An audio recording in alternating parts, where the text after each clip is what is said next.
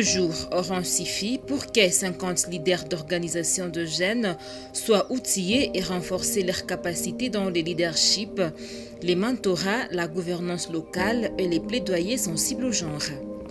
Ces jeunes venus de plusieurs coins de la ville de Bukavu n'ont pas caché leur satisfaction, d'autant plus que cette formation est, selon Julien Namegabé, venir renforcer leurs connaissances dans ces thématiques si haut citées.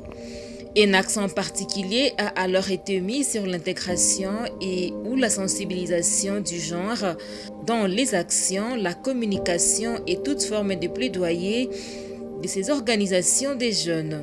Après la formation, ces jeunes se sont engagés à s'assurer que la femme occupe une place de choix dans leur communauté et même dans leurs organisations.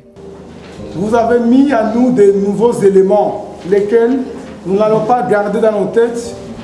Plutôt, nous allons faire une restitution dans nos organisations pour amener plus de notre membres à être capacités.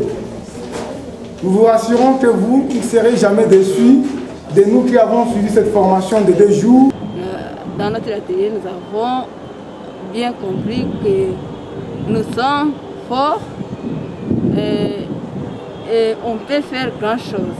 Communauté, dans mon organisation, je vais appliquer tout ce que j'ai réussi et je vais aussi sensibiliser les autres filles comme moi d'être vraiment des leaders. La femme aussi doit être courageuse, donc elle doit lutter, elle doit être battante.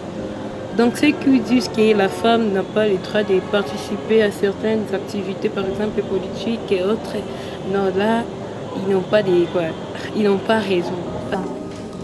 Nous qui sommes femmes, nous avons vu que nous faisons face à beaucoup d'aléas, problèmes et défis liés aux coutumes, liés aux cultures, liés à la société.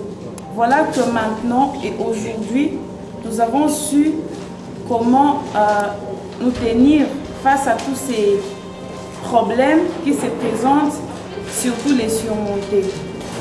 Nous sommes très heureux. La prunelle RDC Asbel a organisé dans le cadre du projet Tufaulu Pamoja, financé par l'ambassade de Suède à travers CAFOD, un atelier de 2 jours pour outiller des jeunes sur le leadership, le mentorat, la gouvernance locale et les plaidoyers sensibles au genre.